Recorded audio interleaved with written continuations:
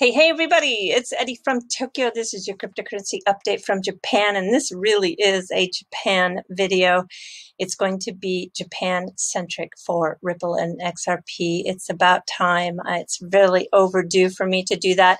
And it also happens to be video number 2 today, which is very rare since I don't do that often, but I have some unfinished business. In video 1, I showed a clip from the attorney Jeremy Hogan, who said he was now a owner of XRP after he was doing due diligence on the digital asset for his vlogs. And the last 2 weeks, he came to the realization that he needs to own something more than Ethereum. He was interested in Ethereum only before because of the smart contracts, but now he bought some XRP.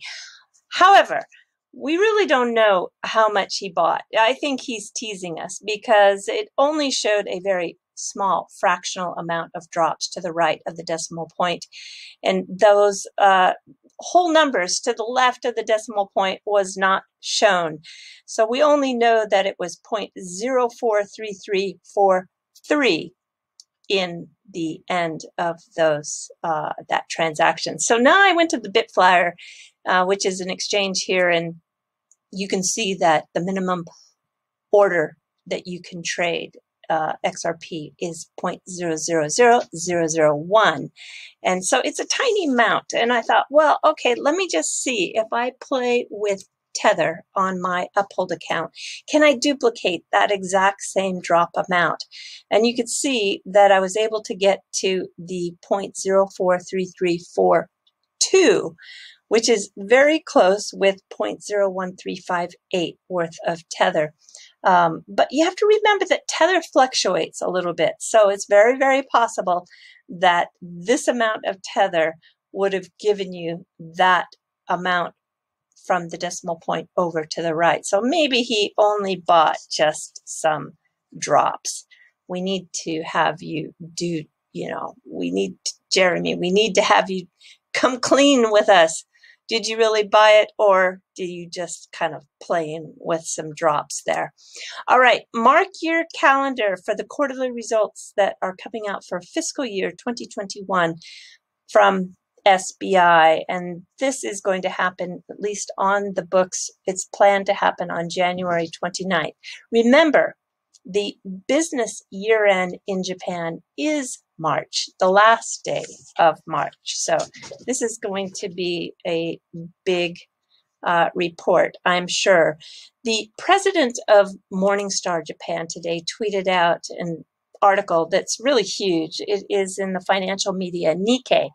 And the Nikkei is the owner of the Financial Times, and it's really important to be in the spotlight for this media because of the seriousness for business and economy here is always in that particular media. Mr. Kitao is featured. He's talking about his new business strategy. We're probably going to see a lot of him in the next few days in the media here because he has a new softcover book coming out this Wednesday, and it's talking about his new regional strategy. Now, the reason why we talk about SBI and Ripple so much is because Mr. Kitao is on the Ripple board. SBI is the largest outside shareholder, and the company is behind XRP, the digital asset, as a bridge currency that's being used for the FX market testing here for swaps. And that is part of the trade finance with the Sumitomo Group companies. When you look at the swap market in the FX market, it is about half of that 6 trillion that's traded on a daily basis. So it is a really big deal. And as I talked about in the first video, there are 13,400 ATMs now that have the SBI Remit. SBI Remit is #1 in transactions for RippleNet, according to what they put out in the beginning of 2020. And this is Zoe Cruz. She also joined the Ripple board back in 2017. And in a video recently, it was really important to hear her talk about how in order for Ripple to really see its vision through, they have to first lay down these rails. And she knows, because she is one of Forbes 3 times in a row she was named the most powerful woman in finance because of her 25-year career with Morgan Stanley. So SBI Remit is, wow, with these 13,400 ATMs all throughout the country. Talk about rails. These are thousands of rails that come from Japan out to the rest of the world. I went onto their Facebook and I saw that people are talking about it, and they're talking about how it's just a flat fee of 300 yen, which is just a little under $3 US. And in this article yesterday, it comes from Switzerland. Mr. Kitao is the focus of the article, where he's talking about the partnership with the Swiss Singapore Sygnum Bank. That bank did a video in the last couple of months that talked about investors needing exposure to naming XRP, Ethereum, and Bitcoin. This article explains that Mr. Kitao wanted to do a joint venture with Sygnum because of their knowledge of digital assets and their use of these assets in financial businesses. The synergy is high and the regulatory environment is good. That regulatory environment is just so important, and Japan has the green light, and it comes from the FSA, which is the Financial Services Association. And this is an article that was in the Cointelegraph Japan. You can see that there is regional coverage from Cointelegraph. It's a little bit different than you might see in the West. And this is a great article because it just clarifies the support that SBI gives and how the country here just doesn't see the digital asset, which is officially called a crypto asset here, has any regulatory trouble.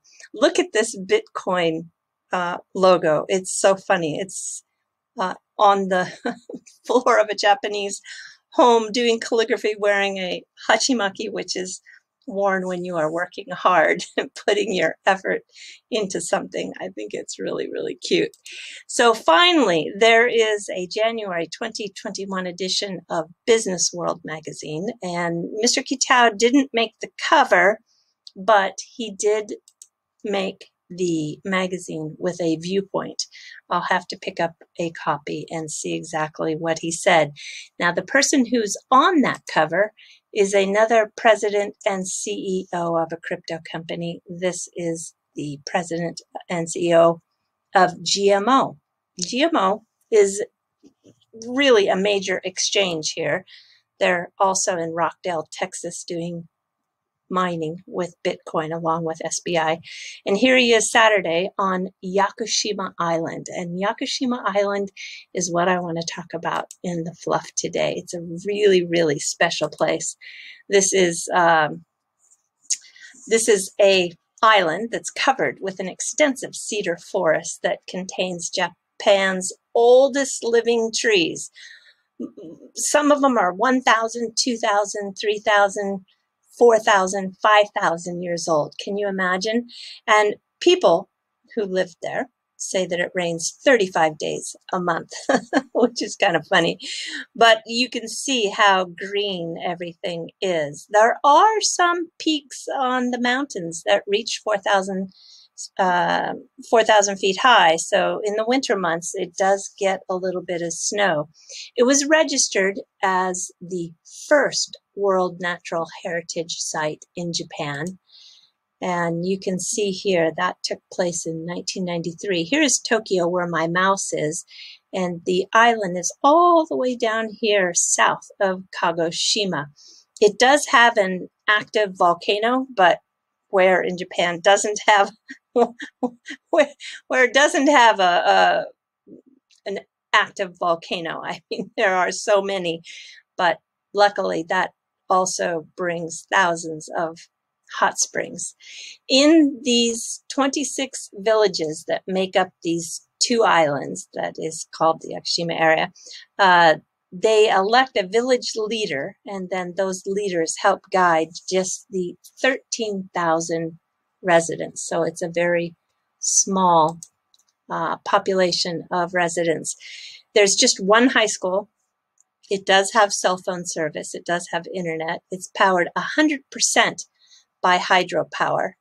It does have 11 EV charging stations if you have an electric car. So it's getting modern, but it's mostly driven by tourism for its economy. And I think they're having a tough time right now, but they do have roughly 10% of their jobs coming from agriculture too. There is a famous orange tangerine. It's kind of a hybrid, not really an orange, not really a tangerine. It's a cross. It's called a tankan, and it is super delicious, super famous. It's a little bit sweeter than an orange, and it has less seeds. It's really yummy if you ever find one. One of the favorite places people love to go to when they go to the island is inside this old cedar root of the tree, you know, the base, and just happens to be the shape of a heart. How fun is that? And so if you can't go to the island, you can, through a company that's been around in Japan since 1919. The company's called Platinum. You can get a cedar fountain pen. And that particular pen is made, don't worry, they're not cutting those trees down. These are trees that fall because of the tsunamis that come, the typhoons that come through there. There's a lot of typhoons that come across, sweep across those islands down in the south. And this particular pen is something made from a 3,000-year-old tree. Can you imagine? 3,000 years. Amazing. And I'm going to put a link to this video in the description below. It's just has the most fabulous scenic scenes of the island, along with a beautiful Yakushima folk song that is just super lovely. All right, everybody, do take care. Sayonara for now. Bye-bye.